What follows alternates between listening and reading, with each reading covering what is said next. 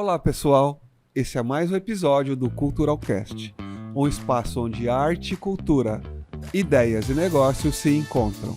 Afinal, cultura está em tudo.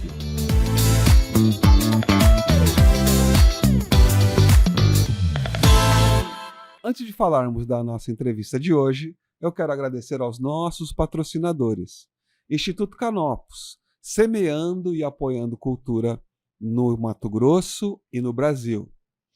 Venezia Móveis, transformando ambientes com elegância e qualidade, com uma loja maravilhosa ali na Fernando Correia. Restaurante Maison Paris, com menu executivo todos os dias, aqui no Goiabeira Shopping. Estúdio 202, que cuida dos cabelos e da pele da minha partner maravilhosa. E é claro, o nosso grande apoiador, o próprio Goiabeira Shopping. @Culturalcast, no Spotify, no YouTube e no Instagram. E lembrando que cultural é com 2 L's, cultural. Eu sou Maria Ercília. E eu sou Kelson Panosso. E juntos temos mais de 40 anos dedicados à arte e à cultura em Mato Grosso e Brasil. Tudo bem, amor? Tudo bem. Olha só, hoje nós temos um convidado que eu admiro e prezo muito. Advogado, criminalista, escritor com mais de 25 livros publicados. Ele incentiva e é da Academia Mato Grossense de Letras. E o que mais me impressiona é a paixão que ele tem pela arte e pela cultura. Seja bem-vindo, Dr. Eduardo Marrom. Muito obrigado. Eduardo, é uma grande honra te receber. E para começar, a gente quer saber, filho de quem que você é? De onde que você é? Você sabe que uma vez eu já me chateei muito, né? Eu fui para o interior, não sei aonde, numa feira e tal. E aí eu estava com um amigo meu, acho que em Livramento. E aí eu perguntei, eu fui na barraca, comer alguma coisa e tal, o cara falou assim, mas vem cá, gente de quem que você é? Pô, eu falei, como assim? Mas eu não sabia, eu era um menino. E quais eram as conexões, né? Porque nós estamos numa cidade pequena. Mas eu sou carioca da Gema, minha primeira infância foi lá, depois vim com os meus pais para Cuiabá, e aqui fiquei, aqui eu não saio, né? Porque depois eu me formei, eu tenho meus negócios aqui, meus filhos aqui, minha mulher aqui, quer dizer, Cuiabá é um imã, né? E, Eduardo, essa ligação Cuiabá-Rio de Janeiro é uma ligação histórica, né? É porque, veja, Cuiabá é uma cidade, não é muito isolada, porque isso também é um mito histórico que já foi desconstruído. Por exemplo, Cuiabá tinha a maior quantidade de pianos no século XIX do Brasil. Assim, a primeira crítica de teatro do Brasil foi feita em Cuiabá, isso no século XVIII. Então, assim, há um mito. Mas, de qualquer maneira, Cuiabá é longe, de qualquer forma, né? E as famílias tradicionais mandavam seus filhos para Coimbra. Depois as coisas mudaram, então passaram a mandar para o Rio de Janeiro, alguma exceção São Paulo. Então, uma galera se formava na Universidade Nacional, no Rio de Janeiro, e algumas na Universidade de São Paulo, antes mesmo da fundação da USP. Mas, em geral, era no Rio. É verdade. Eu penso muito na questão da família. Eu acompanho os seus textos lá no Instagram, são incríveis. Você é pai de trigêmeos, né? 3 meninos. Você aprende muito com eles, Eduardo? Olha só, eu vou falar um negócio e ninguém acredita. Eu, francamente, não gosto de criança. Nunca gostei. Por quê? Porque meu pai tem quase 90 anos. E eu fui habituado num meio muito maduro. Então, o que eu fazia no final da tarde, no começo da noite, antes de dormir, com meu pai? Jogava gamão na cama com ele. E nos finais de semana, jogava buraco com o meu pai e minha mãe, e aí eu convidava meu tio, virou meu parceiro, mais velho que o meu pai. Então eu convivi com um meio muito maduro. E não queria ter filho. Nós combinamos, eu e a Clarice, verdade, não queríamos ter filho. Um belo dia ela falou, não, vamos ter. Mas o vamos ter, eu não imaginei que seriam 3. Eu falei, não, um tá tudo certo, porque eu sou filho único também. Claro. E vieram 3. Quer dizer, então eu percebi que eu economizei toda a minha paciência, porque eu não tenho a menor paciência por isso. E eu economizei tudo aquilo para os 3. Ok. E, enfim, eu sou uma pessoa muito dedicada à família, porque afinal de contas, se você quer ter, faça bem feito, né? Faça uma coisa realmente... É muito desgastante ter filho. Ter filho, digamos, com responsabilidade, pensando na formação. Muito embora isso também não seja receita de bolo. Nada garante nada. Eduardo, o direito veio antes da cultura, da literatura? Foi junto? Como foi isso? Não, que veio antes. Não, veio antes no sentido de escrever. Eu sempre gostei muito de ler, da adolescência. Foi uma grande sorte. Então sempre li bastante, assim. De 12 anos em diante, eu sempre li bastante. Eu nunca imaginei escrever. Porque o meu sarrafo era muito alto, então, felizmente, eu lia coisas muito boas. Muito boas. Eu nunca imaginei ser escritor, porque escritor, para mim, era um escritor Nobel. Quer dizer, não era um escritor assim, eu vou ser lá de Rondonópolis, de Cuiabá, vou ser lá de Vitória, eu sou um escritor pernambucano. Não, eu tinha o meu padrão, um padrão muito, muito canônico, muito clássico. Ok, eu vou ganhar dinheiro, eu queria fazer ciência política, mas não tinha ciência política aqui. Aí eu comecei a fazer vários vestibulares para direito, era a única coisa que se aproximava com ciência política, direito. E aí eu falei, não, vou me estabilizei. E um belo dia eu publiquei o primeiro, isso é que nem vício, né? Você vai se metendo nisso. E aí eu falei, puxa, eu gosto de escrever aquilo que eu gostaria de ler. Mas no final das contas, o direito, eu acho que é um fator de estabilização da minha cabeça. Veio antes da escrita, né, da literatura, do interesse, digamos, pela teoria literária, que eu gosto muito. Antes de tudo veio o direito. Mas meio como sobrevivência. Não é uma paixão alucinada, não. Entendi. E seus ídolos de infância, quais eram? Meus heróis morreram de overdose. Mas não é verdade.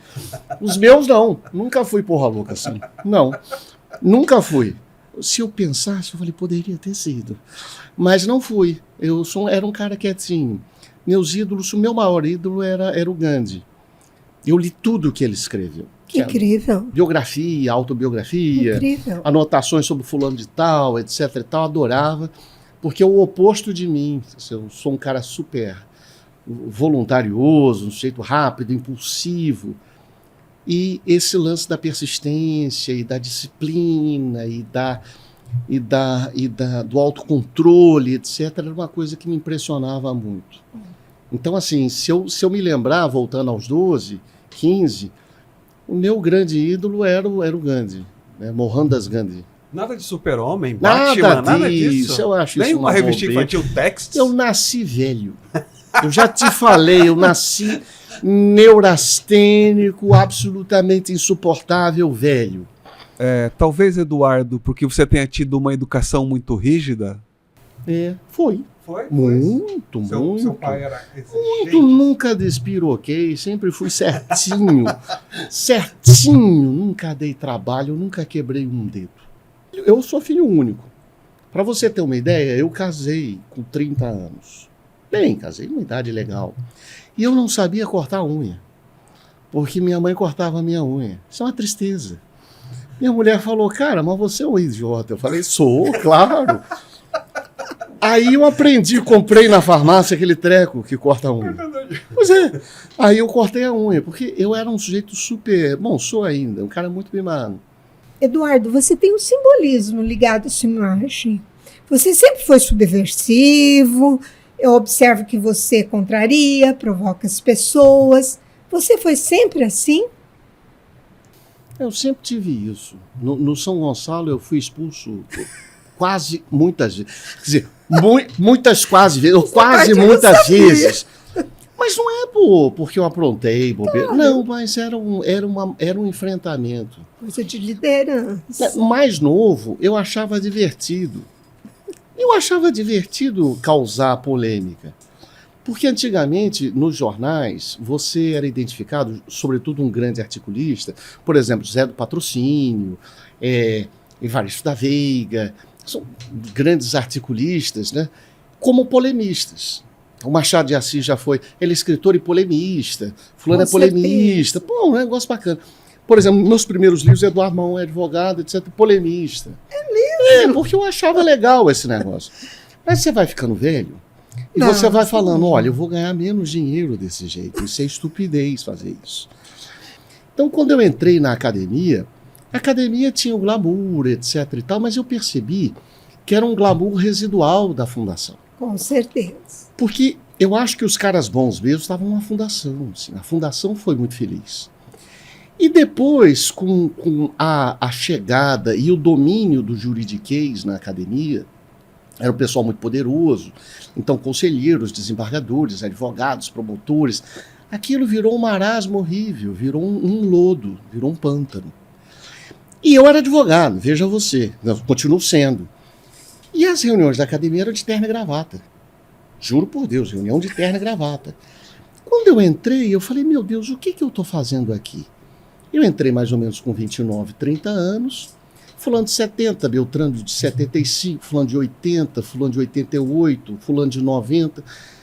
Jurista, tinha o Moisés Martins já, o fulano é um poeta, tal. Mas não tinham escritores.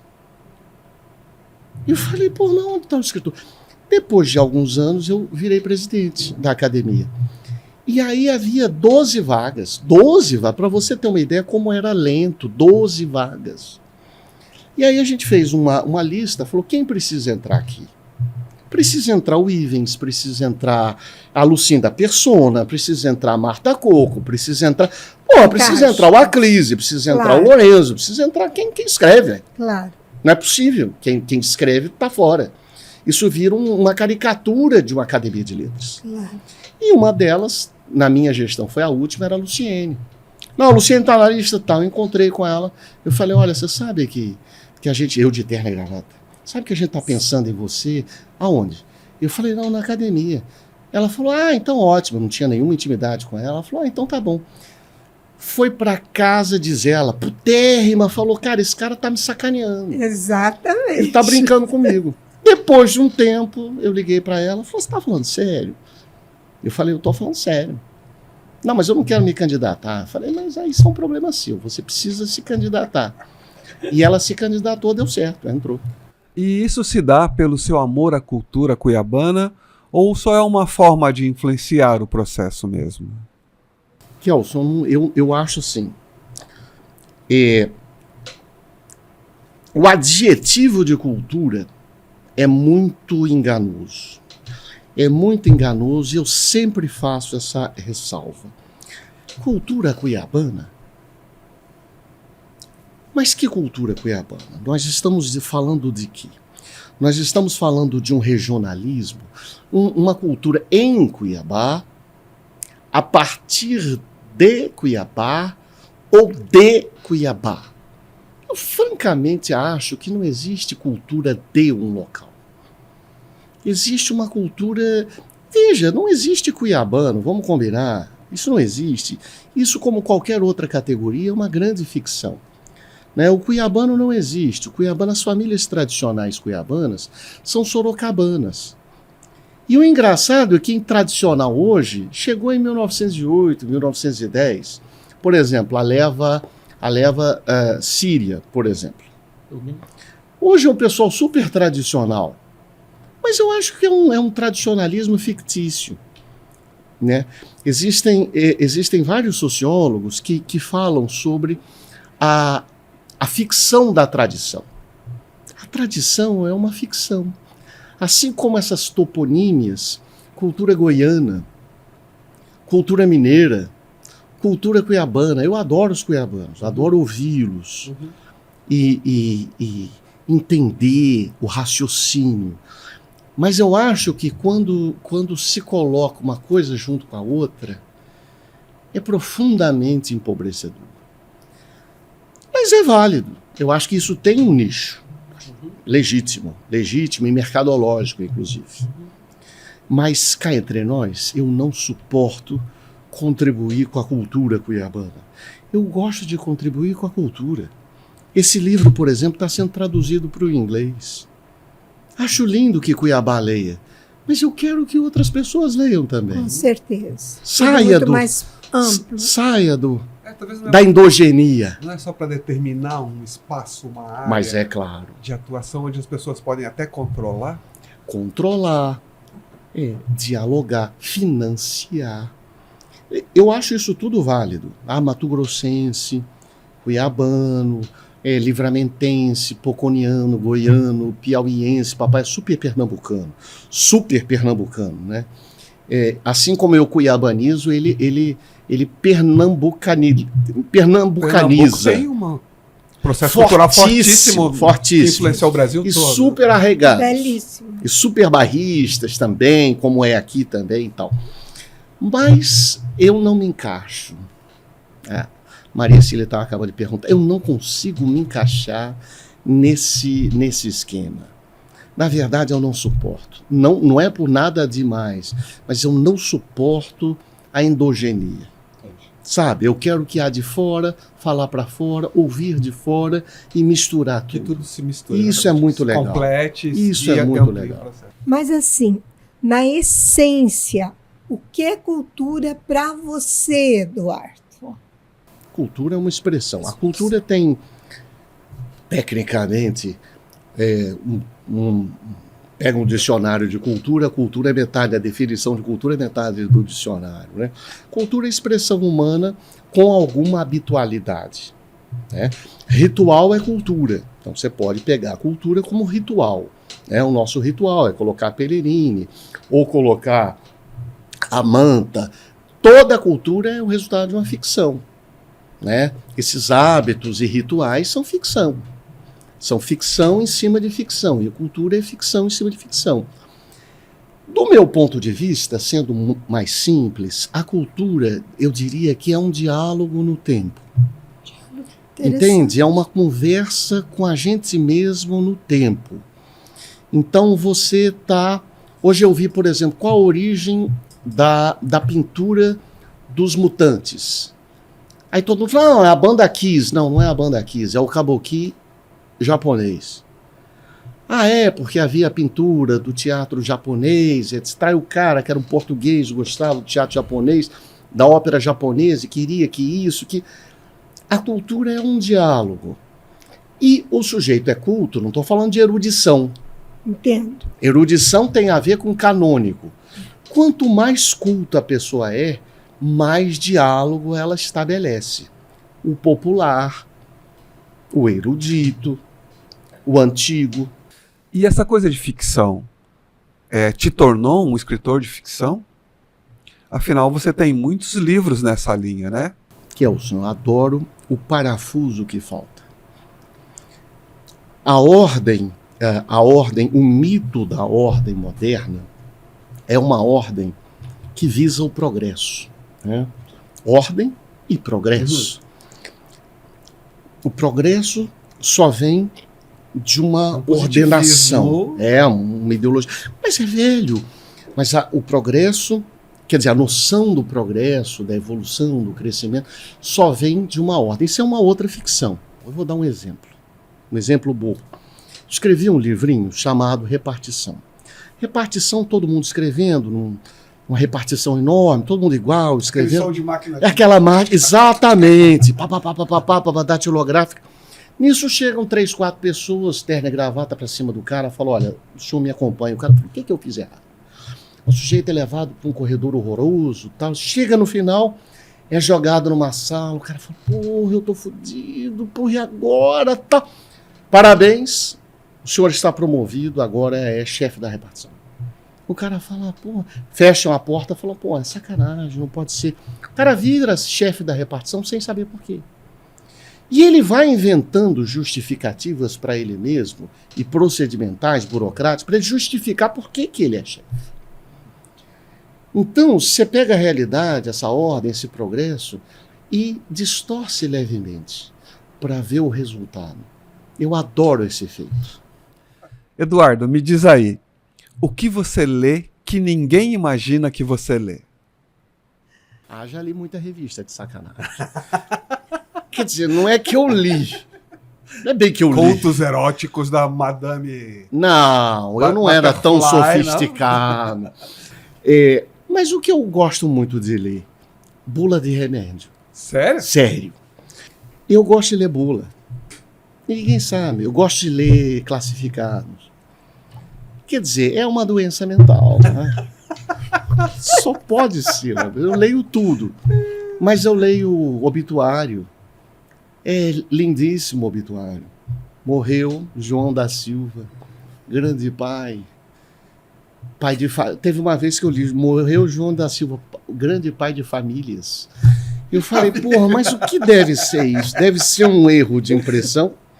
Ou o cara deve ter tido várias amantes e tal? Eu acho divertido. Fulano dedicado, marido extremoso. Eu adoro ler qualquer coisa. E o que você faz que ninguém imagina? Aí eu não faço. Porra, se ninguém imagina que eu faço, ninguém, evidentemente que não é aqui no Shopping Goiabeiras gravado que eu vou falar, concorda? Você escuta funk? Escuto funk com meus filhos. Só que eu faço o seguinte, os meus filhos vêm com funk japonês, de anime, eu escuto, legal, coloco no último volume na sala e falo, agora o papai. Aí o papai coloca Racionais do Tim Maia. Fala, vê se não é a mesma coisa. Amo! Agora você vai ouvir o Marcelo D2. Agora você vai ouvir a Cássia Eller. Vamos ouvir o japonês de novo. Agora você vai ouvir o soul do Simonal. Sim. E aí a gente começa a dançar na sala. Qual é o grande lance? O grande lance é não recusar o novo. Entendi. É receber o novo e dizer, sabe uma coisa? Eu tenho uma outra bossa, eu tenho uma outra coisa para você. Que é a mesma coisa que você gosta. Entretanto, melhor. Eu vou provar que é melhor. Mas não impondo. Eduardo, você é um advogado criminalista.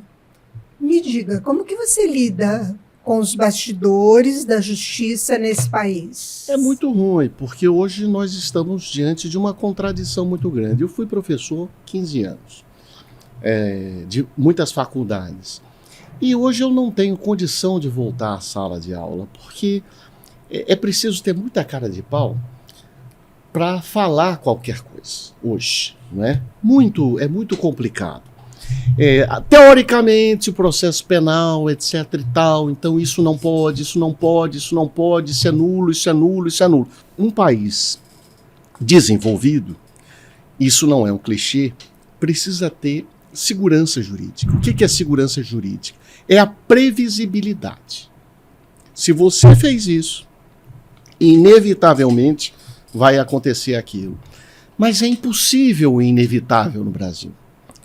E o Brasil eu acho que é a pátria do absurdo, literário, inclusive. Exatamente. Porque são situações tão insólitas, tão esdrúxulas, de quarta para quinta um entendimento diferente, as pessoas revendo de uma maneira absolutamente caprichosa o seu próprio entendimento, que, francamente, o direito é uma profissão. É preciso ser muito técnico, mas é uma areia movediça. Então é preciso ter muita estrutura, digamos, de equilíbrio emocional para lidar com isso. A gente tem a cultura de ver muitos filmes policiais, principalmente americanos, onde tem aquela situação de advogados de acusação e de defesa.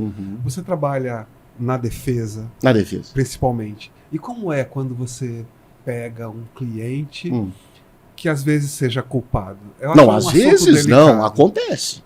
Não é às vezes, acontece. Quer dizer, tem um colega que escreve no Facebook, defendendo mais um inocente. Eu falei, mas que cafajeste essa colocação. Não é. Eu, francamente, como advogado, não quero saber quem é culpado ou inocente. Eu, como advogado, vejo o processo. O processo cuida da legalidade? Cuida. Se obedeceu tudo, nós exaurimos todas as possibilidades? Exaurimos. Para o inocente é uma beleza, porque em geral vem a absolução. Para o culpado, resta a segurança que você foi bem defendido. Entendi. E existe um livrinho que, olha que coisa louca, era um artigo de jornal que o Rui Barbosa transformou num opúsculo, como se dizia antigamente. É uma pequena brochura. O Dever do Advogado.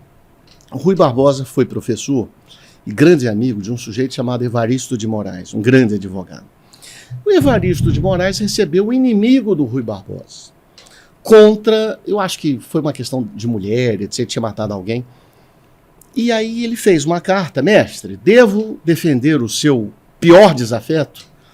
Aí o Rui Barbosa fez uma carta, ele devia ser chatíssimo, ele fez uma carta, sei lá, de 25 páginas, sustentando por que ele deveria defender o desafeto, mesmo culpados. Beleza. Essa carta foi publicada no Jornal do Brasil, e depois virou um livrinho chamado O Dever do Advogado. Depois que eu li isso, com uns 20 anos, eu não tenho mais grilo. Bateu, valeu, bateu no peito, eu faço gol. Então ele escreveu um tratado respondendo. Por que eu devo advogar para os culpados? Não tem problema. Se você não fizer, alguém vai ter que fazer. Não, agora imagine, o defensor público será obrigado a fazer. Nossa. Agora, o defensor público é pago por quem? Claro. E o defensor público, em geral, é um profissional preparadíssimo que nós pagamos, de repente, para defender as demandas da sociedade. Não, aí vai defender uma demanda de um sujeito absolutamente inescrupuloso, porque os advogados tiveram escrúpulos de defender. Aí vai quem? Aí o poder público precisa patrocinar o cara. Que interessante. Aí fica engraçado, porque o juiz é poder público, o Ministério Público é o poder público, e o defensor público é o poder público. Quer dizer, no final das contas, todo mundo paga. Claro. Eu lembro, uma coisa muito bacana, eu achava muito bacana você fazer umas reuniões, se você ainda faz, Faço. na sua casa, onde você levava Dava um porre na galera. pessoas da cultura para discutir políticos. Inclusive tinha gente que falava assim: nossa, eu tô esperando o Marrom me convidar. Convite pra sacada. Convite pra sacada. Como que é isso, Marrom? De onde você tirou isso? É da sua influência como advogado, como artista da literatura? Como advogado, eu advogo para muita gente conhecida, muitos políticos, né? E eu acho curiosíssimo que na cultura as pessoas se boicotam muito. Né, você vê, a educação não, em geral tem parcerias com secretários municipais, essa coisa toda. Na cultura não, a cultura vive de migalhas, e as migalhas que são distribuídas, os abutres se matam para bicar. Isso é uma tragédia, é uma cultura, não setor cultural, mas é uma cultura de auto-boicote, uma cultura de autodenúncia, ou de um apontando o dedo para o outro: por que você me deu a emenda e eu fiquei sem? Por que o projeto tal ganhou e eu fiquei sem? Isso é uma cultura, no final das contas, de pobreza, né? Porque são tão poucos recursos, né? Quem fica de fora reclama. Isso é uma pobreza total, né? E, na verdade, isso é um recibo de pobreza.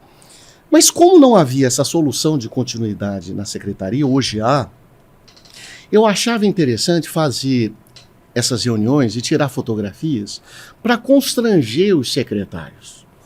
Se não é possível... Os políticos que eu fui que tinha candidato a prefeito... Senador, governador, mas não é possível a gente fazendo isso com medo de uma pizza, e o cara não consegue fazer isso na secretaria com café pago por nós. É vergonhoso, é constrangedor. Aí eu fazia, gravava, tirava fotografia, eu falava, não é possível. Aí reuni o pessoal do áudio e vídeo, 4 ou 5 caras, aí o pessoal da literatura, aí o pessoal... Não é possível que vocês não consigam fazer. Eu sou um advogado e faço. É vergonhoso. E a gente batia. Hoje eu acho que há uma certa solução de continuidade. Muito embora eu tenha muitas críticas, muitas e feitas abertamente, dane-se e tal, mas pelo menos eu acho que é uma moçada que começou a se profissionalizar nos últimos 10 anos. Eles entendem do que eles estão falando. Claro. Exatamente. E deixa eu te falar uma coisa. Por exemplo, é claro que nenhum político... Antes de você falar, me dá mais vinho, porque senão eu não dou mais entrevista. Eu consegui botar um vinho, Mas é tudo com jeito, Eu calma. pensei que tinha acabado. Pra você, quem que você acha que tem possibilidade de ser o próximo, já que o atual não pode se eleger novamente? Felizmente não pode, porque você já imaginou uma pessoa se eternizar? Isso é Olha, complicado, nem eu né? mesmo, nem minha mulher, eu digo, reeleição para mim é uma porcaria. Eu acho que o governador fez uma boa gestão, eu acho bacana, legal. Eu não tenho que ficar espicaçando, etc. Foi uma boa gestão, tem um bom índice de aceitação. Nós saímos de uma crise dramática Horrível. de últimas 2 gestões, não é? Um ladrão profissional e depois vem uma pessoa com problemas mentais. Aí vem um cara muito pragmático, que inclusive ultimamente radicalizou o discurso dele, lamentavelmente. Ele está eleito sem radicalizar o discurso. Mas enfim, eu acho que fez 2 boas gestões, deu uma solução de continuidade que é importante para a administração pública. E quem vem depois? Eu francamente espero, quem quer que seja, mesmo que tenha esse perfil pragmático, que seja uma pessoa que aposte em política pública. É engraçado, Kelson, que esses produtores rurais fiquem esperando do governo federal o Plano Safra. Ou seja, é o subsídio dos juros, que aliás é um insucesso agora nesse atual governo. Esse Plano Safra, muita propaganda e pouco resultado, pouco benefício. Mas é engraçado como o produtor rural confie na porcaria do Plano Safra, que é uma política pública de subsídio. Vamos falar aqui? Exatamente. Juro subsidiado por nós, pelo Estado. E o miserável não pense que a política pública também sirva para a saúde, para a educação, vacinação, pagar um remédio caro para o fulano de tal, tratamento caro para o beltrano de tal, uma educação pública de qualidade de ensino médio, não só de ensino médio, mas de ensino superior, bolsa. É curioso que os produtores condenam a bolsa e ficam na teta do governo federal querendo subsídio de juros. É contraditório. Só leva um imbecil. Nós somos a mola propulsora do Brasil. Claro que é, evidentemente, subsidiado. Como o produtor francês também é subsidiado. Como o produtor canadense é subsidiado. Ok. Agora, pelo menos vamos ser coerentes. Olha, nós somos subsidiados. Mas o Estado também precisa subsidiar outras coisas. Sim. E não de uma maneira indireta, como faz com a patota, mas de uma maneira direta. Porque se você qualificar o seu funcionário lá da fazenda, do caixa-prego, para você é bom. Porque hoje falta operador de máquina que não tem conhecimento de georreferenciamento. Falta. Porque não teve educação. Claro. Então não adianta malhar a universidade pública e a escola pública, vai faltar para ele também. Claro. Então, para mim, pouco importa o próximo governante, mas seja o governante que entenda que o poder público não é um poder de resolução, mas um poder de indução. A máquina pública induz, estimula, propicia. Ela não precisa ser exterminada. Entendi. Concordo plenamente e me vem muito forte agora, Marrom. E você... Eu acho que eu vou ser político, não é possível. Olha, Porque eu me emociono, eu acho isso um absurdo. Seu discurso é bem convincente. Conforme eu já lhe falei, eu tenho visto algumas pessoas indicando seu nome. Não, afasta de mim esse cara. Entende? Porque, assim, tem uma coisa no ar. Faltam candidatos. Né? Nós chegamos num ponto onde não existem mais candidatos ao governo do Estado, ou, enfim, pessoas que têm continuidade ao processo do Mauro, que com erros e acertos... Falta mesmo. Com relação a ele, falta. Falta, inclusive, da própria equipe. Exatamente. Mas, enfim, eu já ouvi isso seu é um nome nos problema rigoroso, exclusivamente deles. Com certeza. Marrom, me veio muito forte agora uma coisa que eu penso que você deve estar muito a par e que os empresários em Mato Grosso desconhecem, que é a Lei Rouanet. Uhum. Entendeu? Essa é outra idiotice do sujeito que se acha pragmático.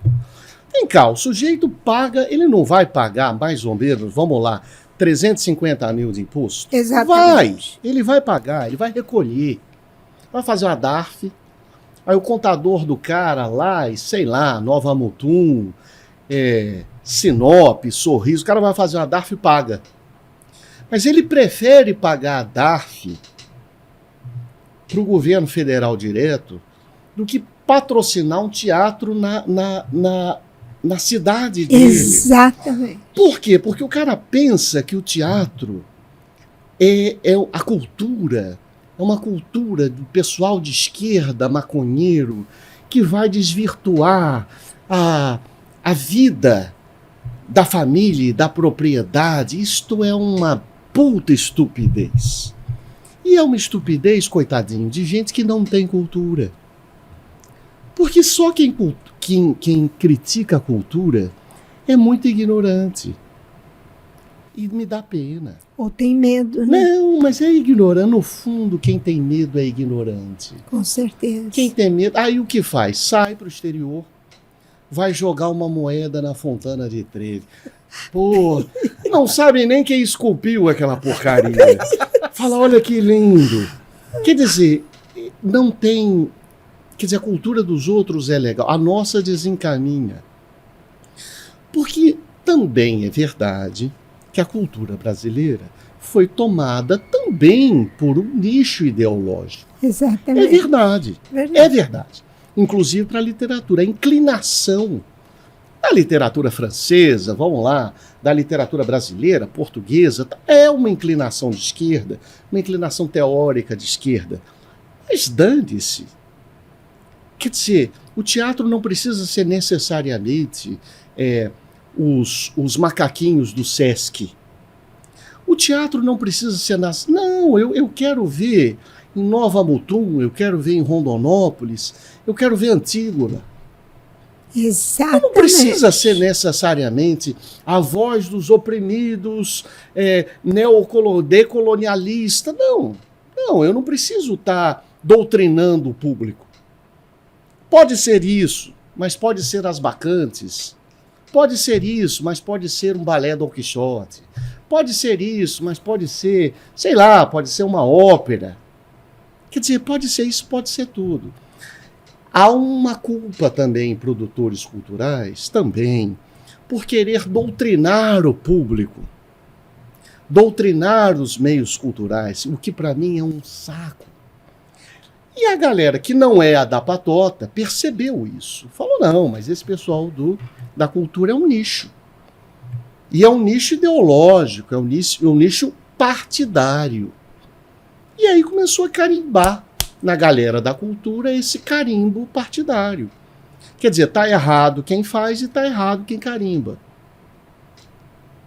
A cultura é tudo, não é só do X ou do Y. Você de todos, né? Você vê uma saída para isso, porque, veja bem, nós temos uma lei em nível nacional que pode ampliar muito o processo do desenvolvimento cultural, principalmente na área de eventos. Mas em Mato Grosso dá dinheiro, rola muito dinheiro. Exatamente, com o pessoal aí da agro. Mas é claro. Né, e tudo mais. Então, que dica você daria para nós artistas ou para os que estão nos assistindo? Como sensibilizar essas pessoas? Por exemplo, eu quero citar o Instituto Canopus. Nós trabalhamos com o Instituto há 7 anos. E na área da dança, não só da dança, eles desenvolvem outras áreas também pela Rouanet. Mas, claro, houve uma proximidade, era pai de aluna, entendeu a nossa mensagem. Proximidade, enfim, claro. né? Mas a gente gostaria de ampliar o processo da Rouanet, inclusive apoiando a Secretaria de Estado de Cultura, ou mesmo a municipal, que está começando dinheiro, agora, claro. com dinheiro, Com porque a dinheiro. cultura precisa de dinheiro, precisa de Mas, Maria financiamento. Cília, lobby. Falta lobby para, digamos, a nossa classe. Mas o que é lobby? Você quer? Pô, faz um jantar. Pô, você quer? Pô, faz um almoço. Você quer? Faz um lobby. Faz um lobby, vai lá. Oi, tudo bom? Pô, bota o nome do político. Network. Não, vem cá, vamos tirar uma fotografia junto aqui, ó, fazer uma selfie. Falta lobby. Porque o político quer gente. Não adianta você fazer um evento com 12 pessoas. Ou o político, de repente, deu 150 mil reais, fez 12 pessoas, fala, pô, isso é absurdo. Mas o lobby não é crime. Mas a classe artística tem uma visão romantizada de si mesma. Entendi. Não é uma visão empresarial. Entendi. Não, eu sou artista. Mas dane-se que você é artista. Você precisa ser empresário também. Ah, eu sou uma diva. Não é, você precisa de dinheiro. Nossa, eu sou o produtor. Não é, você precisa de dinheiro. Então esse lance da cultura romântico, do artista, prejudica muito, porque o empresário tem que fazer lobby. Simples assim. Marrom, em algum momento você pensou em desistir de tudo?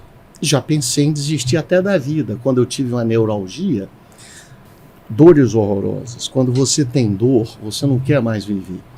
Eu já pensei muitas vezes em desistir da advocacia, desistir da literatura, desistir da vida, fazer outra coisa, fazer minha arte na praia, desistir do casamento, desistir dos filhos.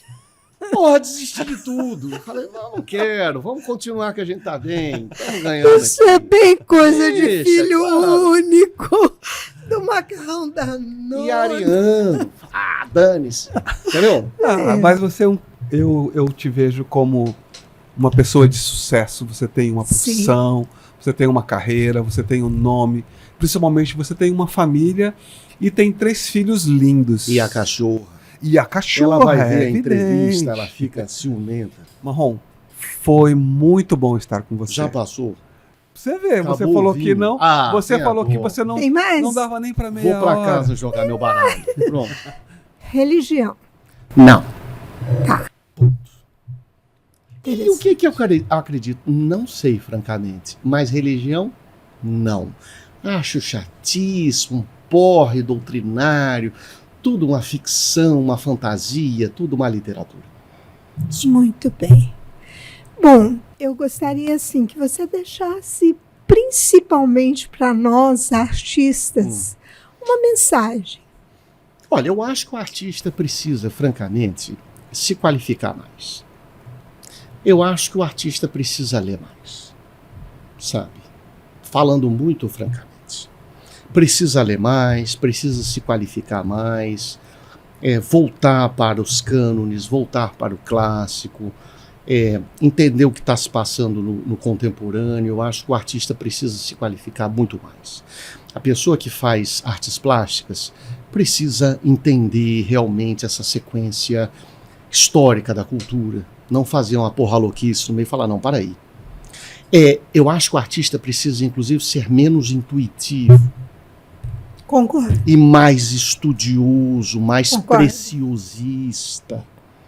Não, mas eu desafinei, mas é assim mesmo a música. Não, não é assim mesmo a música. Você desafinou. Não, mas eu que desequilibrei, mas é contemporâneo. Não é contemporâneo, meu filho. Você desequilibrou, não fez o negócio direito. Talvez por causa da minha cabeça, eu sou um sujeito muito metódico. Eu acho que o erro não faz parte do contemporâneo. Eu acho que o erro faz parte realmente de uma insuficiência. E a pessoa precisa correr atrás. Você vê, tem um ponto e vírgula na contracapa. Foi um engano editorial. Eu quase matei a minha editora. Porque é indesculpável. A próxima não pode ter o ponto e vírgula, eu não escrevi assim. E se eu errar, é preciso fazer a correção. Olha, o tempo verbal está errado. A segunda edição não pode estar assim. Então não fica passando como contemporâneo. O contemporâneo não é desculpa para isso. Principalmente na dança, Marrom. Não é. A gente sente muito isso na dança. Levanta a perninha direito. Exatamente. Faz direitinho ali. Não, mas isso é contemporâneo assim mesmo. Não é. Olha só, faz direito ali. Exatamente. Para tudo tem um método. Até o ensaio livre, que se fala ensaio livre, não é livre. O sujeito ensaia 50 milhões de vezes aquele movimento que parece que é uma coisa livre. Não é verdade, é um negócio pensado. Com certeza. Bom, mais uma vez, nós queremos agradecer aos nossos patrocinadores, Instituto Canopus, Venezia Móveis, Estúdio 202, Restaurante Maison Paris e ao Goiabeiras Shopping.